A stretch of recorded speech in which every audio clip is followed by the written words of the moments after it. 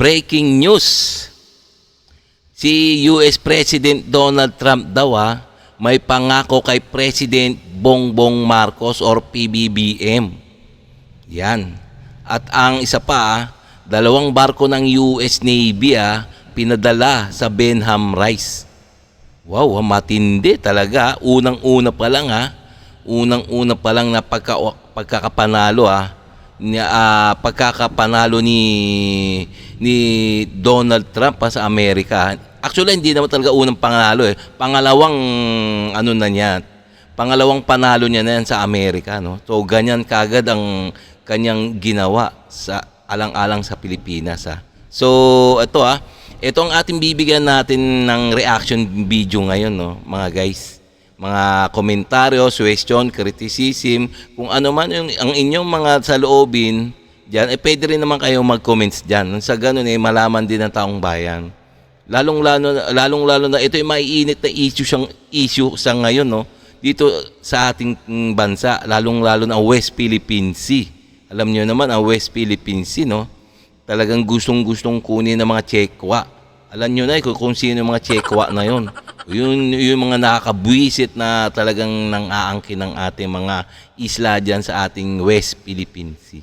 Okay? So, kung bago ka pa lang sa aking channel, please like and subscribe na lang muna sa ating YouTube channel bago tayo mag-umpisa. And also, please paki-subscribe din kay Summit Media Philippines. So, itong video na to sa kanya to, no? So, bibigyan lang natin ng reaction to kasi ito yung mainit na balita sa ngayon. Okay? So, please like and subscribe na mula sa ating YouTube channel. Okay? Umpisa na natin. Sa kanyang kasamahan sa White House na si President Barack Obama. Teka, umpisa na natin Marahil, isa sa pinaka-kapaki-pakinabang ngayon sa Pilipinas ang pagkapanalo ni Donald Trump sa kasalukuyang US Presidential Elections 2024 halaban ang may lahing Pinoy na si Vice President Kamala Harris. May lahing Pinoy pala si itong kalaban ni Donald Trump si Kamala Harris. Pero mas lamang pa rin ang lalaki, no, sa pagka-presidente. Kung pa man siya mahalal bilang bagong presidente ng Amerika, ipinangako na ni Trump kay Pangulong Bongbong Marcos Jr. na ang Pilipinas ay isa sa mga pinaka-importanteng kalyanong bansa para sa Amerika. Ipinahatid niya ito sa harap ng maraming mga Pilipino sa pamamagitan ng kanyang campaign sa New York nitong mga nagdaang buwan, kung saan merong itong halos 25,000 mga Pinoy ang permanente ng naninirahan sa nasabing estado ng Amerika. At kung maalala, isa sa mga tumatak noon na binitawang salita ni Trump sa kanyang kasamahan sa White House na si President Barack Obama na huwag daw hayaan ng bansang Amerika na malipol at mapupunta sa kamay ng mga Chino ang Pilipinas at all cost.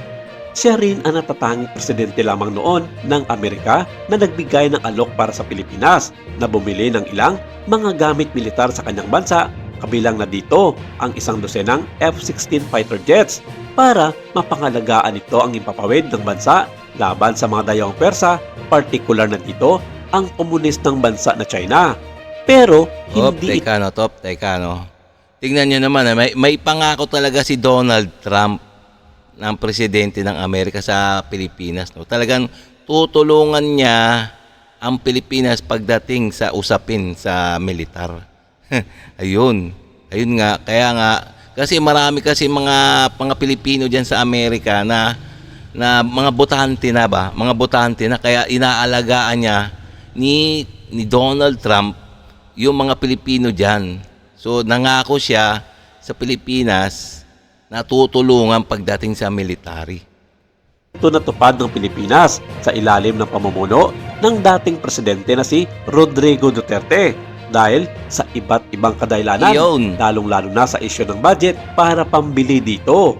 Itinanggi noon ni US President Donald Trump ang desisyon ni Pangulong Rodrigo Duterte na wakasan ang ilang dekada ng military agreement sa United States at sinabing hindi niya talaga iniisip at makakatipid ng pera.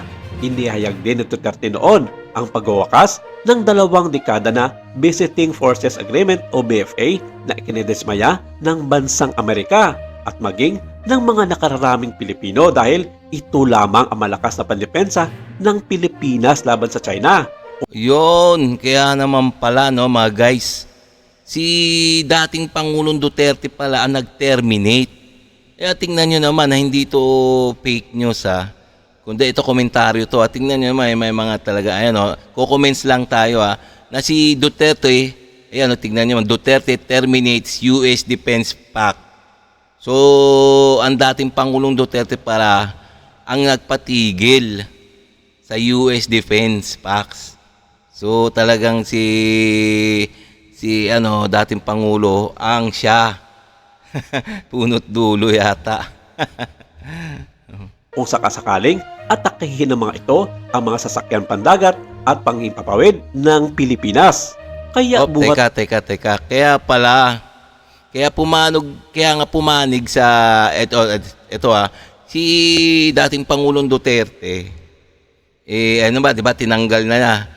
Nakipag-break up na siya sa defense panel o defense pact, defense agreement sa Amerika. So, pumunta naman siya sa China. Ayun, kaya pala. nakipagkasundo naman siya sa China. Ayun, kaya pala lumaki yung ulo nitong mga Chino na to, no? Talagang pinakita ng mga Chino na ang kanilang meron silang kumbaga pader na sinasandalan dyan sa Pilipinas. Kaya patuloy ang pambubuli nila. Pero ngayon wala na, no? Wala na sa pwesto si dating Pangulong Duterte. Kaya nga si PBBM nagsisikap na dumikit uli sa US. Kaya nga ito naggagaliiti talaga sa galit itong mga Chino, itong mga Chekwa na to, no. Kaya patuloy na pambubuli na lang ang ginagawa nila. At noon, naging sunod-sunod na ang mga pangharas ng mga pinagsamang pwersa ng China Coast Guard at ng People's Liberation Army Navy sa mga barko ng Philippine Coast Guard. Maging ang mga eroplano ng sandatahang lakas ng Pilipinas ay hindi rin pinalagpas na harasin ng China na gumagawa ng misyon sakop ng West Philippine Sea at ng 200 nautical miles exclusive economic zone ng Pilipinas.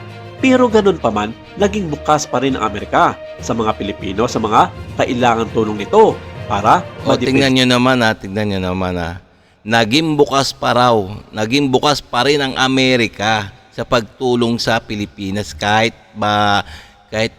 inano pa ng ating dating Pangulo at tinanggal na bilang pagkakaibigan, bukas pa rin sa friendship ang Amerika sa Pilipinas. Ganyan tumulong ang Amerika sa Pilipinas. So talaga nga nang si Presidente Bongbong na ang naging presidente, kaya nagsikap si Bongbong Marcos na makipagkaibigan uli, makipag-alyansa uli sa Amerika. Kasi sa Amerika lang talaga, sa opinion ko lang Amerika lang talaga ang may superpower.